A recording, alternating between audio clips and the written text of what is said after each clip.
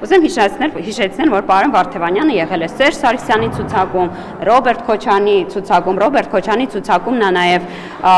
մանդատ է ունեցել մի քանի տարի, հետո վայր է դրել այդ մանդատը եւ հանրությունը այդպես էլ չի իմացել, թե ժողովրդի վստահության քվեն ինչու չի պահպանել եւ հիմա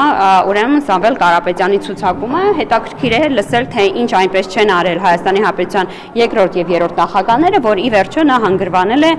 Սամվել Կարապետյանի ցուցակում։ Տիկին Ղազարյան Սամվել Կարապետյանը երեք լրագրողների հետ զրույցում խոսել է Ռուսաստանի կողմից սահմանափակումների մասին, ասել էր, որ դրանից օգուտ է քաղում միայն իշխող ուժը, Նիկոլ Փաշինյանը, քանի որ եւ գյուղերի բնակիչներն են մեջ բերել, որ ինչքան աղքատ լինեն, հեշտ կլինի նրանց կառավարելը եւ ասել որ եթե ինքը լիներ վարչապետ, ապա արագ եւ խնդիրները կլուծվեն։ Ես ավելորդ եմ համարում հիշեցնել, որ աղքատության տոկոսը նվազել է մեր կառավարման ընթացքում, մենք այն իշխանություն ենք, որ մի քանի անգամ բարձրացրել է թոշակը, նպաստը, աշխատավարձերը, մենք եւ այս պահին ունենք առողջապահության համընդհանուր ապահովագրություն, որ էապես փոխել է մեր տարեցների, թոշակառուների կյանքը եւ վստահաբար մենք հետաքրքրված ենք, որպեսզի մեր բնակչություն, մեր հայրենակիցները ստանան բարձր նպաստ, բարձր թոշակ, աշխատեն եւ հաղթահարեն աղքատությունը։ Ես կարծում եմ, որ աղքատության հաղթահարման ուղղությամբ ամենաշատ ջանքներ դրած իշխանությունն ենք։